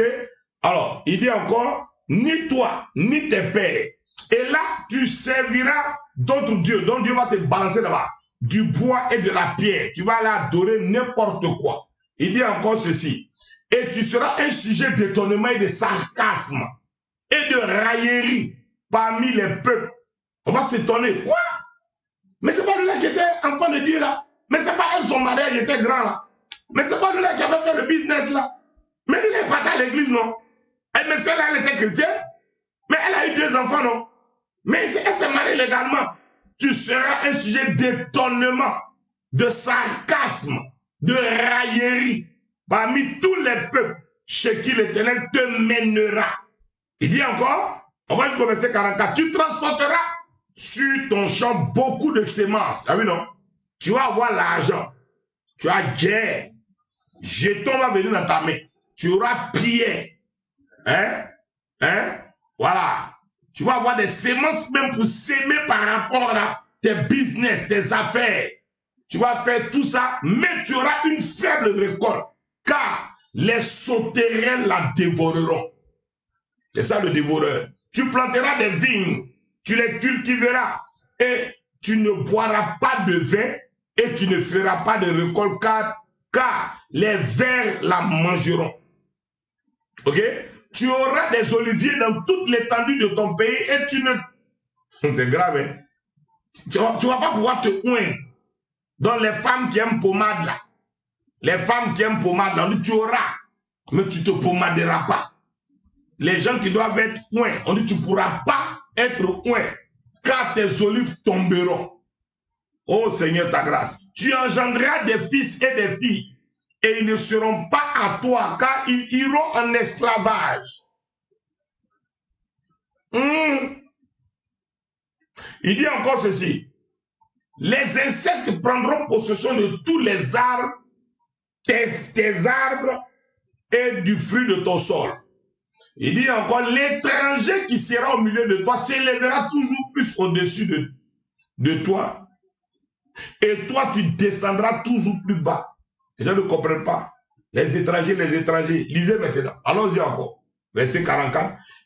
Il te prêtera et tu ne lui prêteras pas. Il sera la tête et tu seras la queue. Il te prêtera, toi tu n'auras rien pour lui prêter. Il sera la tête et toi, tu seras la queue. C'est pas bon, hein? La malédiction, c'est pas bon. C'est pas bon, c'est pas bon. S'il vous plaît, c'est pas bon. Obéissons à la parole du Seigneur. Voici comment beaucoup de chrétiens, voici comment beaucoup de chrétiennes, voici comment parce que beaucoup aiment écouter ce qui est chic là. C'est bien d'écouter ce qui est chic. Mais si tu n'obéis pas à la voix de l'Éternel, on dit, paie ta dîme, je menace sur toi le dévoreur. Il dit, je suis fatigué. Et puis tu dis à Dieu, je ne comprends pas, d'habitude je paye, non. Il dit, oui, d'habitude je te protégeais. Mais en fait, c'est des principes, c'est simple. Il y a un problème. Si on n'est pas obéissant, il y a un problème. Il y a ma fille Rachel qui m'a appelé pour dire, papa, j'ai reçu une sémence, je devais faire telle et telle affaire, je veux bâtir un hôtel. Elle a appelé, elle a bâti l'hôtel, j'ai prié pour elle. J'ai dit, la surprise là, personne ne peut bloquer ça. Tu verras comment ça est. On a des témoignages. La semaine prochaine, quand je démarre lundi, mardi, mercredi là, on va démarrer par les témoignages. Des témoignages sont là. Des témoignages sont là. Regarde, si tu obéis, et si tu désobéis, ça fait deux. Donc la malédiction vient par la désobéissance. La malédiction vient par la désobéissance. C'est chic de lire ce qui est bon. Mais regardons plutôt ce qui est gâté là pour chercher ce qui est bon. Si tu obéis à la voix, verset 1. Regarde maintenant Deutéronome 28, verset 1. Regardez comment est-ce que le mystère va sortir. On va lire ça et vous allez comprendre. Si, condition, vous êtes allé à l'école, hein? Condition, c'est-à-dire que ce n'est pas forcé. Condition, on va lire ça et puis on va s'arrêter là. Demain, on continue notre enseignement. Si, condition, si tu veux faire, si tu ne veux pas, ne fais pas. Si tu veux obéir, si tu veux, n'obéis pas. Dieu t'a donné le libre arbitre. C'est ça la différence entre toi et puis les animaux. Si tu obéis à la voix de l'Éternel ton Dieu, en observant et en mettant en pratique tous ces commandements que je te prescris aujourd'hui, l'Éternel ton Dieu te donnera, première chose, répète après moi, la supériorité. Et écris maintenant, je possède la supériorité sur toutes les nations. Oh, ne lisez pas la Bible comme ça. La Bible est trop puissante. La Bible est trop puissante. Il y a trop de secrets à comprendre. Seigneur, je ne comprends pas. Les sorciers me dominent. Non! C'est un problème d'obéissance. Dès que tu obéis, la supériorité s'installe. La supériorité dans le business, la supériorité dans les affaires, la supériorité dans ta famille. Moi, aucun membre de ma famille, oncle, tante, 80 ans, 60, 70 ans, personne. On sait que l'esprit de supériorité qui est sur moi fait peur. C'est pourquoi la Bible déclare que Daniel, on ne comprenait pas d'où lui venait la sagesse. C'est une supériorité. La Bible parle des fils d'Issachar qui avaient l'intelligence de comprendre les temps. C'est un esprit de supériorité. Moi, j'ai toujours été avec les vieux. Et c'est moi qui donnais les instructions à tous les vieux. Païens d'abord, avant de devenir chrétien. Tu dois avoir un esprit de supériorité. Ce n'est pas un esprit de commandement, non. C'est un esprit où quand tu es au milieu des gens, ton étoile fait qu'on te donne des responsabilités. On dit, demandons-lui d'abord. On dit, ce qu'elle va dire là, on va faire. Ou bien quand tu n'es pas encore arrivé, le show ne commence pas. Quand tu n'es pas encore là, on ne rit pas. Il y a quelque chose qui manque. Est-ce que quelqu'un comprend ce que je suis en train de dire? Est-ce que quelqu'un comprend ce que j'explique? Est-ce que quelqu'un percute ce que je suis en train de révéler? Est-ce que vous avez déjà vécu ça?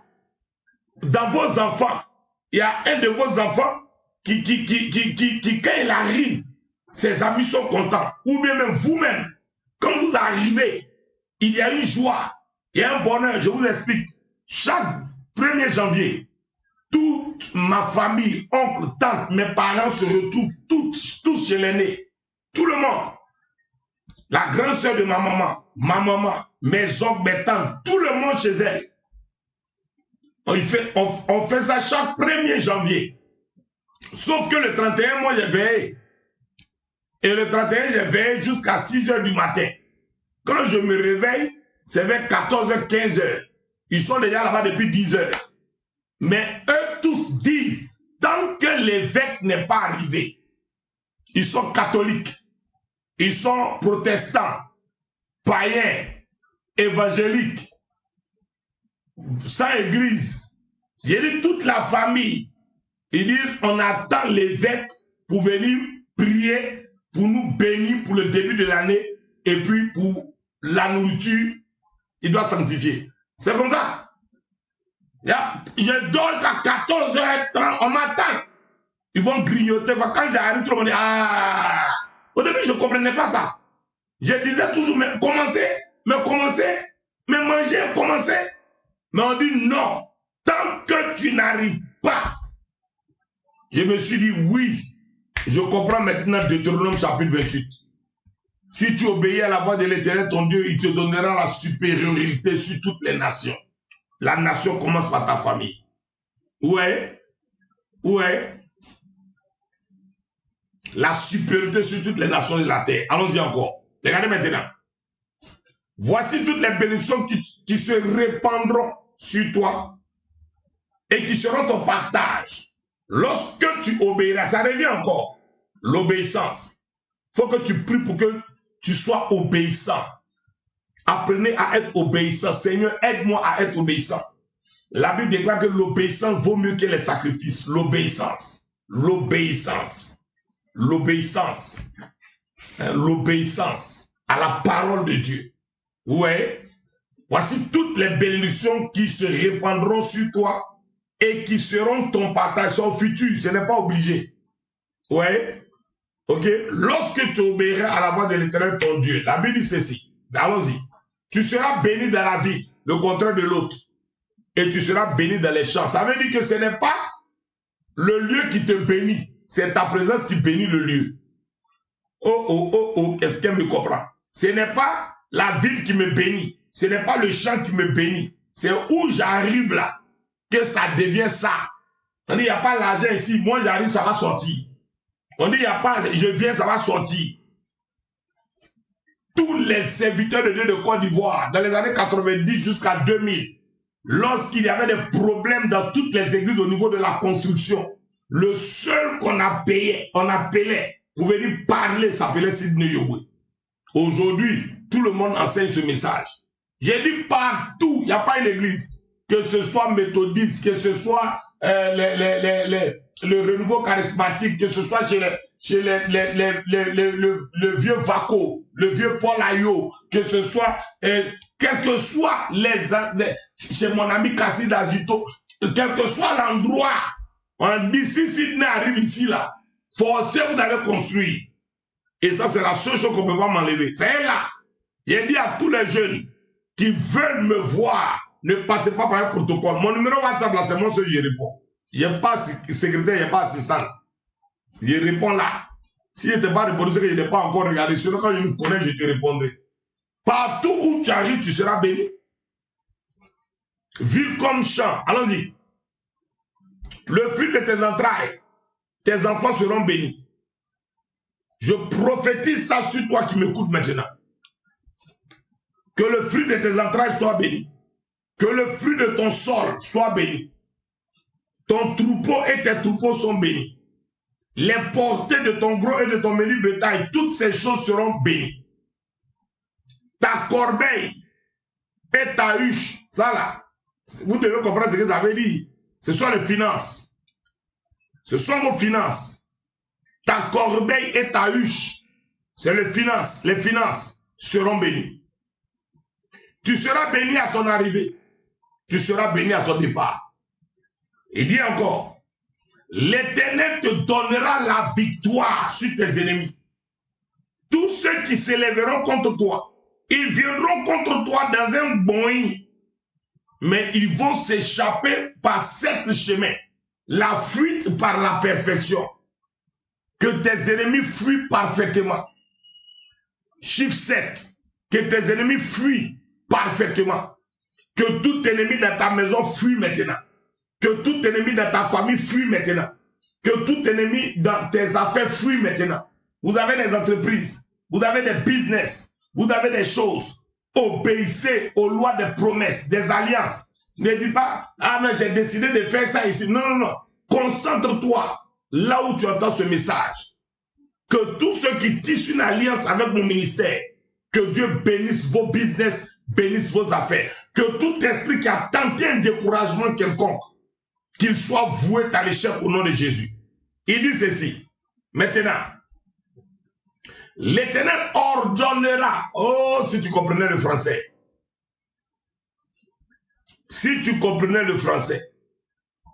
Ordonnera.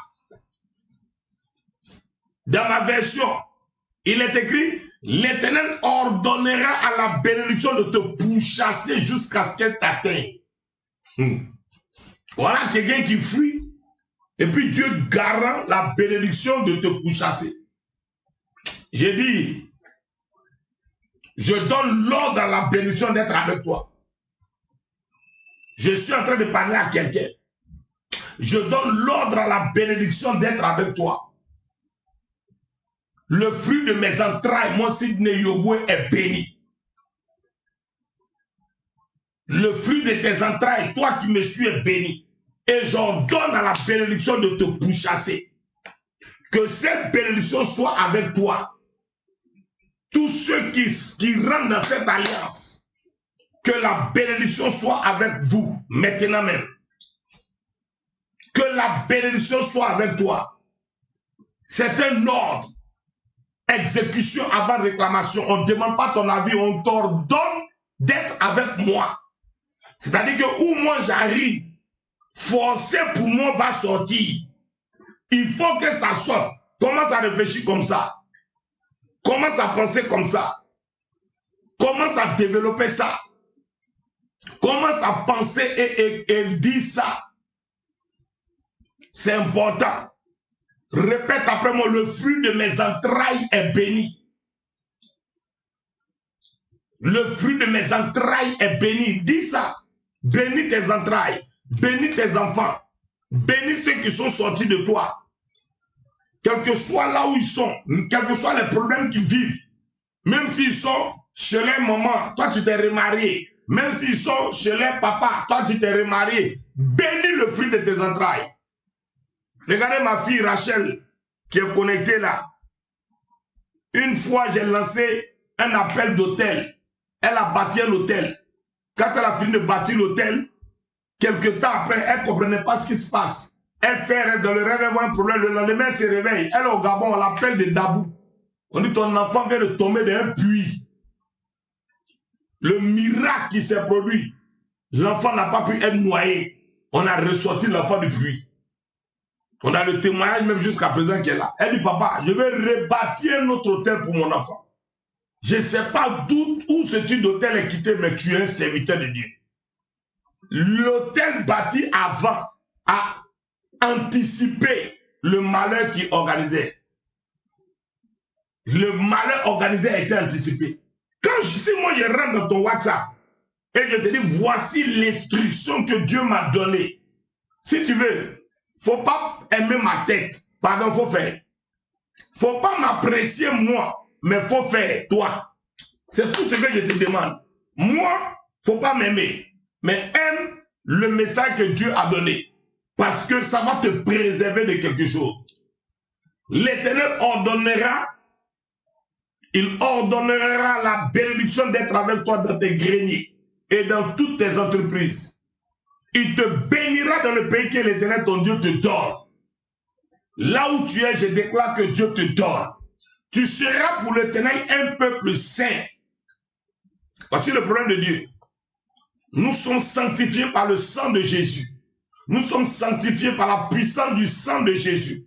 Tu seras pour l'Éternel un peuple saint, comme il te l'a juré, lorsque tu observeras les commandements que l'Éternel, ton Dieu, t'a donné, et que tu marcheras dans ses voies. Tous les peuples verront que tu es appelé du nom de l'Éternel et ils te craindront. Pourquoi vous avez peur qu'on vous craigne même? Oui. Le sorcier de ta famille te craindra. La sorcière de ta famille te craindra. Écris maintenant, ils me craindront. Écris maintenant, je libère l'onction de la crainte autour de ma famille. Écris-moi ça. Obéis aux instructions. Quand je dis écris là, ouvre ta bouche, parle et puis écris. Je libère l'esprit et l'onction de la crainte autour de ma famille. L'onction de la crainte de ma famille s'installe au nom de Jésus. On doit te craindre. On doit te craindre. Ils me craindront. Ils me craindront. Tous les peuples verront que tu es appelé du nom de l'Éternel et ils te craindront. Ils doivent voir ça, ils doivent te craindre. Ouais, c'est important. Et la Bible va dire maintenant, l'Éternel te comblera de bien. C'est un bonus. Il te comblera de bien. En multipliant le fruit de tes entrailles. J'ordonne maintenant à toute stérilité dans le corps d'une femme maintenant ici, que cela soit multiplié au nom de Jésus. Que les fruits de tes entrailles soient multipliés. Que Dieu donne à la femme qui veut un enfant, qui va bâtir un hôtel dans mon ministère, qui va poser une nation par rapport à la famille. Que Dieu te donne maintenant des enfants. L'Éternel te comblera de bien en multipliant le fruit de tes entrailles, le fruit de tes troupeaux, le fruit de ton sol dans le pays que l'Éternel a juré à tes pères de te donner. Regardez maintenant. L'Éternel t'ouvrira son bon trésor. Dieu a un trésor, il n'ouvre pas à tout le monde. Et à toi qui te cherches et à celui à qui Dieu fait un don. Ouais. Et le trésor de Dieu, c'est le ciel. Et quand tu pries, quand il ouvre le ciel, il va envoyer maintenant la pluie en son temps. Quand on a vu la malédiction là, c'était la poussière et puis la poudre. Mais quand tu es sous la bénédiction, la poussière et la poudre se transforment en quoi? En pluie. En son temps. Donc regardez bien. Oh Seigneur, depuis tu ne me donnes pas. Non, non, non. Il dit en son temps. Donc n'arrête pas. Ne désobéis pas. Ne te déconcentre pas. Reste ferme. En son temps. Ouais, et pour bénir le fruit de tes mains, tu prêteras à beaucoup de nations et tu n'emprunteras point. L'Éternel fera de toi la tête et non la queue. Pour arriver ici là, il faut commencer par le verset 1. Si tu obéis à la voix de l'Éternel ton Dieu. Voilà. Donc je vois les chrétiens dans les églises, dans tous les quartiers, Yopougon, Bobo, Koumassi, Pobwe, à jamais ça crie, ici à la tête, pas la queue, tu as quelle tête? Quand tu regardes ton design là, tu as la tête de où? Faut obéir d'abord à la voix de l'Éternel ton Dieu. Sois fidèle dans les petites choses. Lui-même, il se charge de te positionner. Quand Dieu te positionne, toi, tu ne dis pas à quelqu'un, je suis à la tête. Hein. C'est quand on te regarde, on dit, ouais, tu es à la tête. L'Éternel fera de toi la tête et non la queue. Tu seras toujours en haut. Tu ne seras jamais en bas. À quelle condition? Lorsque tu obéiras au commandement de l'Éternel ton Dieu.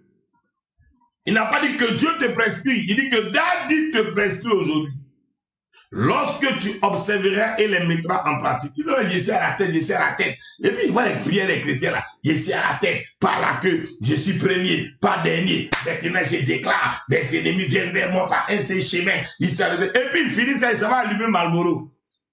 Il dit Marlboro Light. On a un light. Ça veut dire que vous êtes là, vous pensez que c'est un jeu. Ça veut dire que tu es là quoi. Oh non, les gens la prennent quoi. Aïe, dîme, tu donnes pas. Offrande, tu donnes pas. Sécurisation du mois, tu t'en fous. Quoi, tu dois. C'est-à-dire que tu ne fais pas l'effort même de participer à quelque chose pour qu'on dise, oh, c'est vrai, il n'a pas fait exprès. Je ne fais rien à ça. Et puis quand on prie, toi tu cries. Les gens prient, tu cries. Tu ne dois pas crier, tu dois faire quelque chose doucement, on ne doit pas bien entendre même. Ouais, regardez maintenant. Il dit, hein? L'Éternel fera de toi la tête et non la queue. Tu seras toujours en haut. Tu ne seras jamais en bas. À condition que tu obéisses au commandement de l'Éternel, ton Dieu, que je te prescris aujourd'hui, lorsque tu les observeras et tu les pratiqueras. Non mais dis donc, allons-y. Et que tu ne te détournes ni à gauche, ni à droite de tous les commandements que je vous donne aujourd'hui pour aller auprès d'autres dieux et pour les servir. Que Dieu vous bénisse, que Dieu vous fasse grâce, que Dieu vous protège, que Dieu nous donne la grâce de vivre encore longtemps et que nous puissions être enseignés. Je prie maintenant que la puissance de Hachem agisse dans vos vies, que tout programme de malédiction de vos familles qui vous combat en ce moment soit ralenti et stoppé. Je prie maintenant que Dieu agisse dans vos vies par la puissance du nom de Jésus. Je libère de manière surnaturelle la faveur et la grâce de Dieu. Que vos mains soient bénies. La Bible dit que David, le psalmiste, en priant, a dit, Seigneur, exerce mes mains au combat. Combat financier, combat matériel, combat spirituel. Exerce mes mains et rends mes pieds comme celles des biches afin d'atteindre mes objectifs. Je prie maintenant que le ciel vous accorde sa grâce. Je prie que vos entrailles, le fruit de vos entrailles soit béni. Je prie que les sorts lancés sur vos enfants soient voués à l'échec. Je prie que les malédictions qu'on organise contre votre vie soient paralysées au nom de Jésus. Je libère la grâce de Dieu sur vos vies.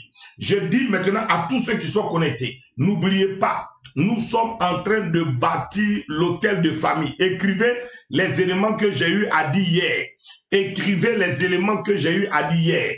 Qui sont ceux qui s'en souviennent? Qui sont ceux qui s'en souviennent? Écrivez maintenant les éléments. Je veux voir, vous qui êtes connectés, avant que mes administrateurs écrivent, vous écrivez les éléments. J'ai dit de vous préparer pour des éléments. Nous avons des éléments à prendre pour l'hôtel de la famille. C'est important. On ne va pas jouer avec ça. Parce que le 11e mois, c'est un mois de jugement. Le 11e mois, c'est un mois de jugement. Ce 11e mois est un mois de jugement. Novembre est un mois très mystique. Novembre est un mois très spirituel. Donc, ne jouez pas avec cela. Huile, sel, l'eau, 7 bouteilles et un parfum complète avec la sémence selon l'instruction. La sémence selon l'instruction. C'est très important. Donc, chacun aura sa sémence selon le nombre d'enfants, selon ce qu'il veut que Dieu fasse pour ses enfants. Et on parlera via WhatsApp. Je t'instruirai, je te dirai ce qu'il faut faire. Soyez bénis. Paul René, sois béni ma fille, Prisca Lapis, sois béni à moi Marie-Madeleine. Voilà, vous les instructions, vous n'avez pas oublié, très bien, très important. Donc, ne jouez pas avec cela. Ne jouez pas avec cela. Récupérez aussi, si possible, aussi un peu de poussière de votre maison, le sable. Voilà, on ne joue pas avec cela. On va traiter avec ça. Et encore, un élément que l'Esprit de Dieu met dans mon esprit, récupérez la poudre. Prenez la poudre. Prenez la poudre. On va faire descendre la poudre de Deutéronome 28 là, de la malédiction dans la maison d'un sorcier ou d'une sorcière. La personne qui est dans ton entourage là, qui s'élève comme toi, l'eau sera la pluie qui va descendre sur toi, mais lui, ce sera la poudre qui va descendre sur lui. La poudre des bébés là, cherchez ça, c'est très important. Donc écrivez-moi ça, on ne va pas jouer avec ça, c'est très important. Préparez ces choses et nous rentrons dans la fin du mois, on va combattre avec ça. Voilà, on va combattre avec ça. C'est le 11e mois. C'est un mois mystique, c'est un mois spirituel.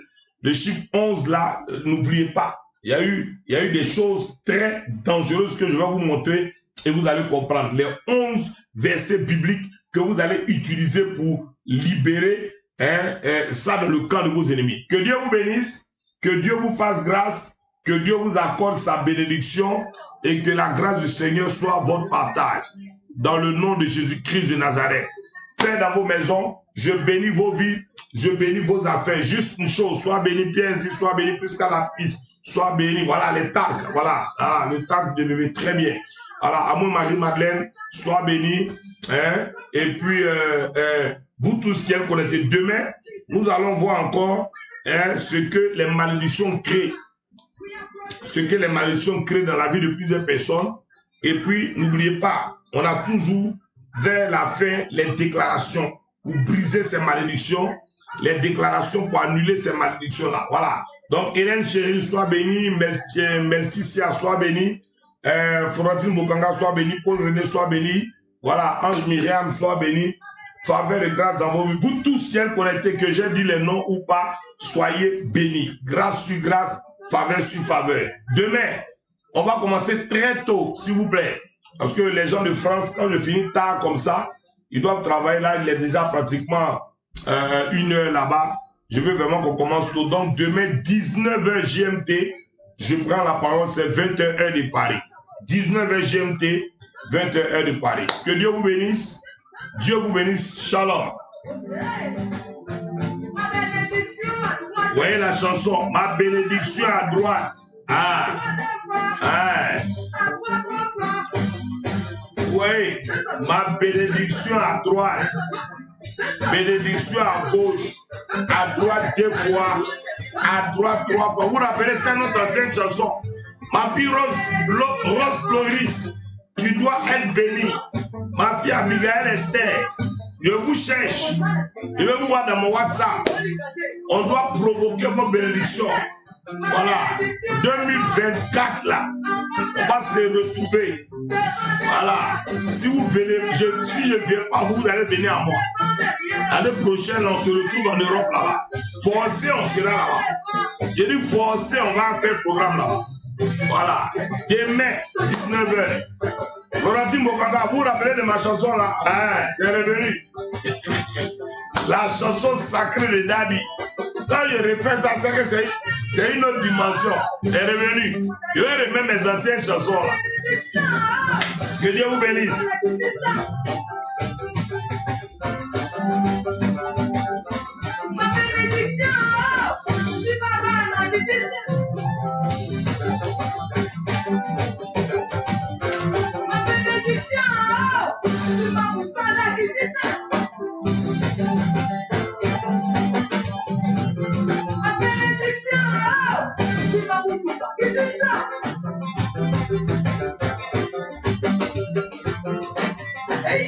Solo. What is solo? What is solo? What is solo? What is solo? What is solo? Vedil.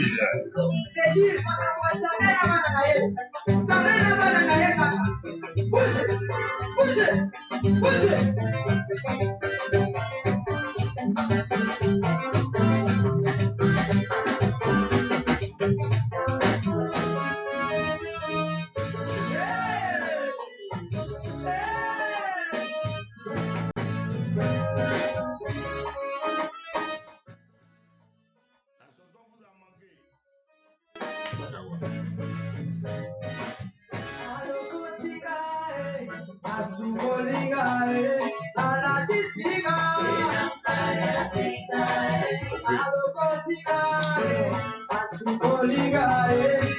Que Dieu vous bénisse.